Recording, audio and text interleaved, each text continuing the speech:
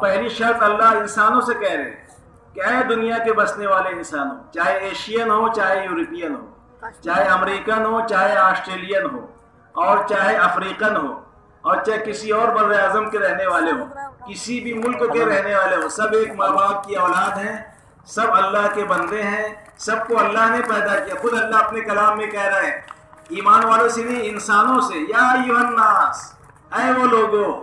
لوگ کہاں ہے؟ لوگ میں سب آ گئے، چاہے وہ کسی بھی مذہب پہ چلنے والے ہوں۔ یا ایھا الناس انا خلقناکم من ذکر و انثی وجعلناکم شعوبا وقبائل لتعارفوا ان اکرمکم عند اللہ اتقاکم ان اللہ علیم خبیر۔ کہ اے لوگو، ہم نے تم کو ایک مرد ایک عورت سے پیدا کیا ہے، یعنی آدم علیہ السلام اور حضرت حوا علیہ السلام، اور اتنے لوگ پیدا ہو گئے ساری دنیا میں پھیلے، ایک ماں باپ کی اولاد ہے۔ پھر آگے فرما رہے ہم نے تم کو مختلف قبائل میں، مختلف شعبوں میں جو بانٹا ہے، تو ان میں سے کوئی چیز فخر کی نہیں ہے، بلکہ یہ تعارف کے لیے، تعارفو، تم ایک دوسروں کو پہچان سکو کہ یورپین ہے، یہ ایشین ہے، یہ عرب ہے، یہ عجم ہے، یہ انصاری ہے، یہ منصوری ہے، یہ فاروقی ہے، یہ صدیقی ہیں۔ یہ انٹروڈکشن کے لیے، تعارف کے لیے ہم نے تم کو مختلف قبائل سے میں تقسیم کر دیا ہے، مختلف علاقوں میں تم کو پیدا کیا ہے تاکہ تم ایک دوسروں کو پہچان سکو۔ تم میں اللہ کے نزدیک وہی معزز ہے، محترم ہے، رسپیکٹیبل ہے جس کے اندر تقویٰ ہوگا۔ تو پہلی شرط نقصان سے نکلنے کی اللہ اپنے بندوں کو یہ بتا رہے ہیں کہ تم ایمان لاؤ۔ اب ایمان لاؤ سے مراد اللہ کو ایک مانو، اس کے ساتھ کسی کو شریک نہ کرو، اس کی ذات پر بھی ایمان لاؤ۔ فقط ذات پر ایمان لانا کافی نہیں، بلکہ اس کی صفات پر بھی، اس کی 1,199 خصوصی صفات ہے۔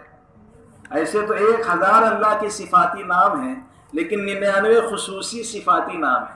تو اللہ کو اس کی ذات اور صفات کے ساتھ ماننا، ذات کی ماننے کا جہاں تک تعلق ہے تو تقریباً دنیا کی اکثریت اللہ کو مانتی ہے۔ ہمارے برادران وطن بھی کہتے ہیں سب کا مالک ایک ہے۔ سب کا مالک کیا ہے؟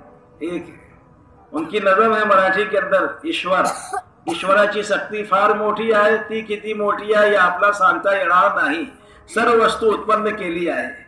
یعنی ہمارے برادران وطن بھی یہ کہتے ہیں کہ اس کی طاقت و قوت، ایشور کی، پرماتما کی، وہ کتنی بڑی طاقت و قوت کا مالک ہے، ہم اس کو بیان نہیں کر سکتے۔ ساری کائنات کو اسی نے وجود بخشا ہے، اسی نے پیدا کیا ہے۔ اور انگریز کی بھی انگریزی کتاب پڑھو گے تو پہلا لیسن ہے، first lesson, God made the pretty color, God made the mountain, God made the everything۔ یعنی وہ بھی اس بات کے اعتراف کرتے ہیں کہ ساری کائنات کا مالک اور پیدا کرنے والا اللہ ہے۔ جی سے جنریٹ کرنے والا، او سے آپریٹ کرنے والا، اور ڈی سے ڈسٹرائر۔ اسی نے سب جنریٹ کیا، ساری کائنات کو بنایا ہے، وہی چلا رہا ہے، آپریٹ کر رہا ہے، اور وہی ایک دن آئے گا کہ سب ڈسٹرائڈ کر دے گا، ختم ہو جائے۔ تو یہ ہے گاڈ کا فل فارم، ایسا ہے۔ تو سب مانتے ہیں، لیکن فرق یہ ہے کہ اللہ یہ کہہ رہے کہ میرے ساتھ کسی کو شریک مت کرو۔ یہ اتنا بڑا گناہ ہے کہ میری ذات کے ساتھ کسی کو شریک کرنا اتنا بڑا گناہ ہے کہ اور گناہوں کو تو میں معاف کر دوں گا، لیکن شرک کے گناہ کو نہیں معاف کروں گا۔ جیسے ایک شوہر ہے نا، اگر بیوی کسی اور سے تعلق قائم کر لے تو وہ اس کو بالکل پسند نہیں کرے گا، اپنے گھر میں نہیں رکھے گا۔ میرا نکاح تیرے ساتھ ہوا ہے تو تم مجھ سے جڑی رہو، کسی اور سے کیوں جڑ رہی ہے؟ تو اسی طریقے سے اللہ تعالیٰ یہ چاہتے ہیں کہ میرے ساتھ کسی کو شریک مت کرو۔ تو ایمان لانے کا مفہوم یہ ہے کہ اللہ کو ویسا مانو جیسا کہ وہ اپنی ذات اور صفات میں ہے۔ صفات سے مراد وہ خالق بھی ہے، مالک بھی ہے، رزاق بھی ہے، رحمان بھی ہے، رحیم بھی ہے، رازق بھی ہے، قہار بھی ہے، غفار بھی ہے، علیم بھی ہے، سمیع بھی ہے، بصیر بھی ہے۔ اللہ کے 99 صفاتی نام ہیں۔ تو اللہ کو ایک ماننا ہے اس کی صفات کے ساتھ۔ دوسرے فرشتوں پر ایمان لانا، ایک ایسی مخلوق اللہ نے پیدا کی ہے جو نور سے بنائی ہے اللہ نے، وہ نظر نہیں آتے، ان کا وجود ہے۔ جیسے ہوا نظر آتی ہے لیکن اس کا وجود ہے، محسوس ہوتی ہے۔ درد سر میں ہو، جسم میں ہو، نظر نہیں آتا لیکن محسوس ہوتا ہے۔ عقل ہے کہ نہیں؟ بولو، عقل ہے نا؟ ارے بولو، ہے، دکھتی ہے کیا؟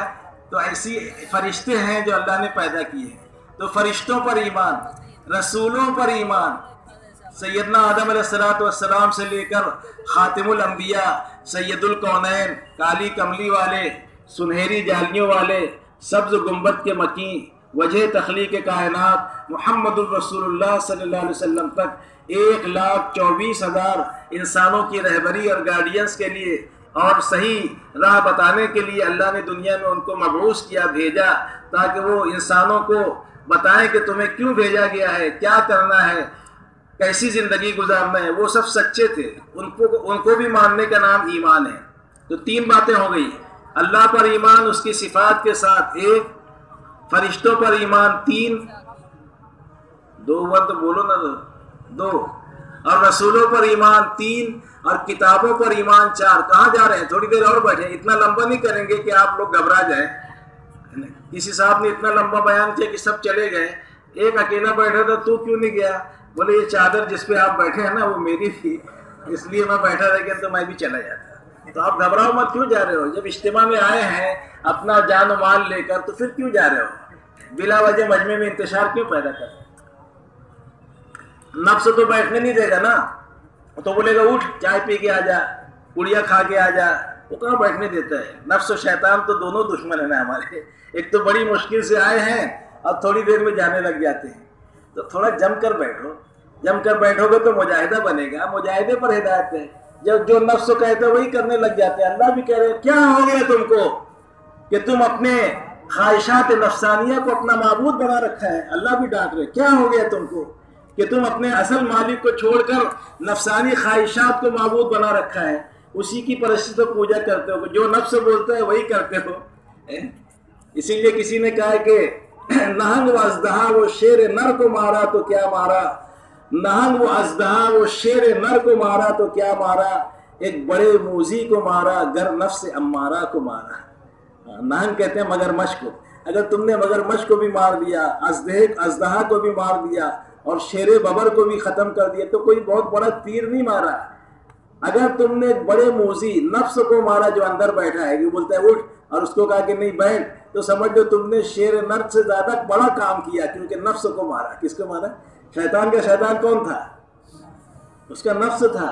ہاں، شیطان کا شیطان اس کا نفس تھا۔ تو یہ نفس امارہ کو نفس لوامہ بنانا ہے، اور یہ اس میں بنے گا۔ یہ مجاہدے کی بھٹی ہے کہ ناگواری آئے گی، جی نہیں چاہے گا، تو ہمارا نفس شرکس ہے، نفس امارہ ہے، اس پر محنت کر کے اس کو نفس لوامہ میں تبدیل کرنا ہے کہ یہ مطیع اور فرما بردار ہو جائے، اور مزید محنت کر کے نفس مطمئنہ تک پہنچانا ہے۔ پھر اللہ کہیں گے یا ایھا النفس المطمئنہ ارجعی الی ربک راضیۃ مرضیہ فادخلی فی عبادی وادخلی جنتی۔ تو ہمیں اس نفس پر محنت کر کے نفس مطمئنہ تک پہنچانا ہے۔ اس لیے ہم کہتے ہیں کہ ایمان لاؤ اللہ پر، ہے نا، دعوت دے ایمان کی، دعوت دے ایمان کی، عبادت کر رحمان کی، تلاوت کر قرآن کی، خدمت کر انسان کی، اور مخالفت کر شیطان کی۔ تو شیطان جو بولے وہ نہیں کرنا ہے۔ اسی کو اللہ ڈانٹ رہے کہ کیا ہو گیا تم کو کہ جو جی چاہتا ہے وہی کرنے لگ جاتے ہو۔ جی کے خلاف کرو، یہی مجاہدہ ہے۔ جی کے خلاف کرنے کا نام مجاہدہ ہے، اور مجاہدے پر ہدایت ہے، مجاہدے پر ہدایت۔ تو 7 چیزوں کو دل سے ماننے کا نام ایمان ہے۔ اللہ پر ایمان 1، کتابوں پر ایمان 2، فرشتوں پر ایمان 3، رسولوں پر ایمان 5، 4 ہے نا، اور تقدیر پر ایمان 5، یوم آخرت پر ایمان 6، اور مرنے کے بعد دوبارہ زندہ ہونے پر ایمان 7۔ یہ 7 چیزوں کو جو لوگ دل سے مان لیں اسے ایمان والا کہتے ہیں۔ تو یہاں مراد یہ کہ تم ان 7 چیزوں کو دل سے مان لو تو تم ایمان والے کہلاؤ گے، اور تم 4 آنا نقصان سے نکل جاؤ گے۔ تو پہلی شرط نقصان سے نکلنے کی، ہم سب کا رب خالق اور مالک سارے انسانوں سے کہہ رہا ہے کہ تم مجھے ایک مانو، میرے ساتھ کسی کو شریک مت کرو، میری ہی عبادت کرو، مجھے سے مدد مانگو، مشکل کشا میں ہوں، اولاد کا دینا نہ دینا میرے ہاتھ میں ہے، سب کچھ میں ہی کرتا ہوں، تم اس بات کو تسلیم کر لو۔ انتم تخلقون ام نحن الخالقون، تم پیدا کرتے ہو کہ ہم پیدا کرتے ہیں؟ چنانچہ دیکھ لیں بہت سے کو ایسا ہے کہ لڑکا ہی لڑکا ہے، ایک لڑکی نہیں پیدا کر سکے، بہت سو کو لڑکیاں ہی لڑکیاں ہیں، ایک لڑکا نہیں پیدا کر سکے، اور بہت سو کو اللہ نے دونوں دیا ہے، اور بہت سو کو دونوں نہیں دیا ہے۔ تو اللہ بتا رہے ہیں ہم جس کو چاہیں گے لڑکا دیں گے، جس کو چاہیں گے لڑکی دیں گے، اور جس کو چاہیں گے دونوں دیں گے، اور جس کو چاہیں گے دونوں نہیں دیں گے۔ اس میں جلال شاہ کمال شاہ کی مرضی نہیں ہے، اس میں ہماری مرضی، ہم جس کو چاہیں گے دیں گے، جس کو چاہیں گے نہیں دیں گے۔ تو اللہ پر ایمان لانا یہ ہے پہلی شرط۔ تو اب ایمان کیسا لانا؟ یہ تو ہو گیا ان چیزوں پر ایمان لانا، تو کس کوالٹی کا، کس گریڈ کا؟ جیسے ہم سب یہ دعویٰ کریں گے کہ یہ ساتوں چیزوں پر ہمارا ایمان ہے، اور الحمدللہ ہے، نہیں ایسا نہیں ہے۔ ہم سب اللہ کو ایک مانتے ہیں، فرشتوں پر بھی ہمارا ایمان ہے، رسولوں پر بھی ہے، کتابوں پر بھی ہے، قیامت کے قائم ہونے پر بھی ہے، تقدیر پر بھی ہے، اور مرنے کے بعد اللہ دوبارہ زندہ کرے گا، حساب کتاب ہوگا، پھر جنت جہنم کا فیصلہ ہوگا۔ یہ سب ہمارا دعویٰ ضرور ہے، لیکن ابھی ہمارا ایمان اس گریڈ کا نہیں ہے، اس لیول کا، اس سطح کا نہیں ہے جس سطح کا اللہ پاک ایمان اپنے بندوں میں دیکھنا چاہتے ہیں۔ اس لیے نمونہ اور ماڈل اللہ تعالیٰ نے یہ بیان کیا اپنے قرآن میں کہ ایمان ویسا لاؤ